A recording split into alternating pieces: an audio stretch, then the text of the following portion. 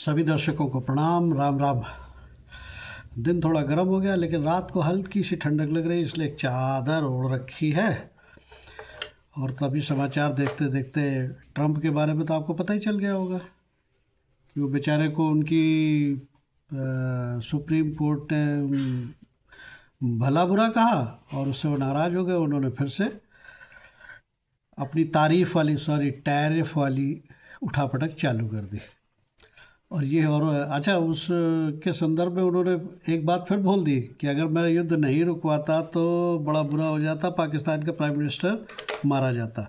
मतलब इस आदमी के शगुफों का कोई अंत नहीं है। और अब राहुल गांधी इस वाले पर विश्वास कर ले कि ट्रंप ने कहा ऐसा ऐसा है। और ट्रंप ने एक जो सबसे अच्छी बात कही वो ये कही कि हमें हमारे नए दोस्त वेनेजुएला से 80,000 मिलियन कच्चा तेल प्राप्त हुआ है। धन्यवाद वेनेजुएला।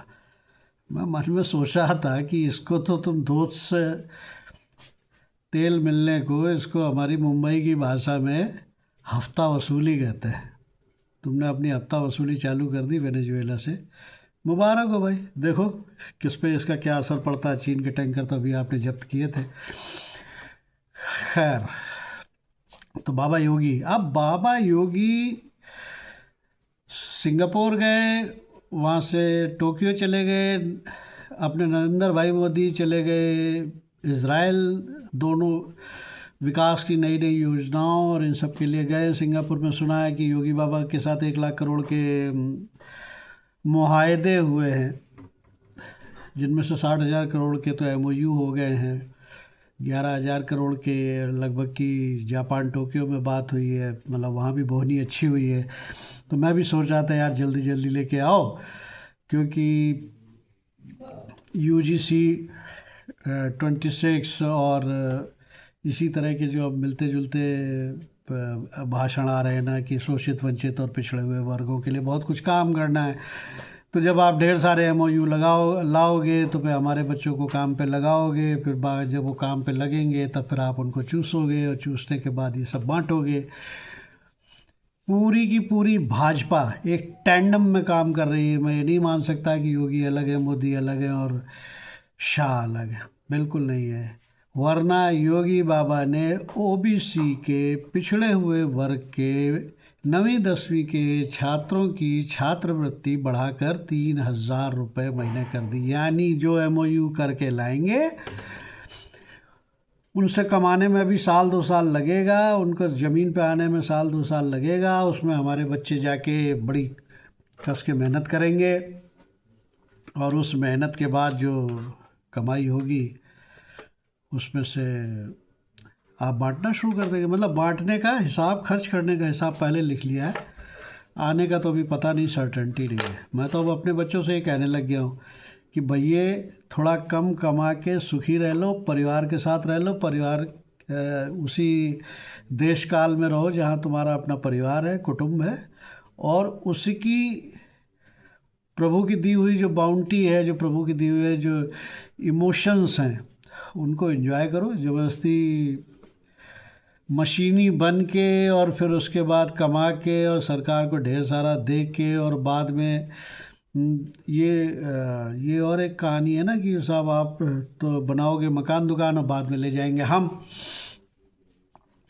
तो इसको अब आप सत्य माने, क्योंकि अब अपने पास अब किसी से विशेष लड़ने की क्षमता बची नहीं। क्योंकि एक होता है कि सैयाँ भये कोतवाल, और जब कोतवाली आपके पिछवाड़े पे दुनाली लगाए बैठा हो तो बेहतर है कि रहीमन चुप हो बैठिए, देख दिनन को फिर। और छोटी छोटी बातें हैं। UGC 2026 के आने से ऐसा लग रहा है कि जैसे अचानक से OBC और पिछड़े वर्ग पर और अनुसूचित जाति जनजाति में बहुत सारी तो गरीबी आ गई और ढेर सारा हम लोगों ने उन पर अत्याचार कर दिया नए सिरे से।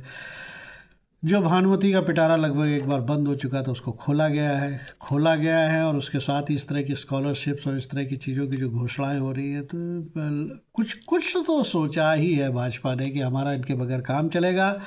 मेरा सारे सवर्ण वर्ग से हाथ जोड़कर करबद्ध प्रार्थना है कि असदुद्दीन ओवैसी के चरणों में बैठकर, आखिर वो भी तो ब्राह्मण पुत्र ही है ना किसी ज़माने का, उसके चरणों में बैठ कर के एक अपना नेता पैदा करें, अपने यहाँ एक नेतृत्व पैदा करें।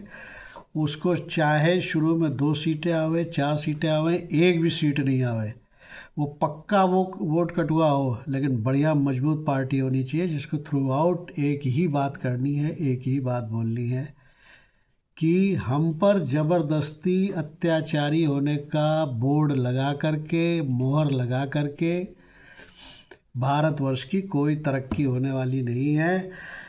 जिस ब्रह्म पुरुष के, आप ही कहते हो ना, इसलिए तो सिर नहीं होगा, भुजाएं नहीं होगी, धड़ नहीं होगा, केवल पैर ही पैर होगा, तो वो देखने में कितना खूबसूरत लगेगा और कितना बढ़िया फंक्शन करेगा।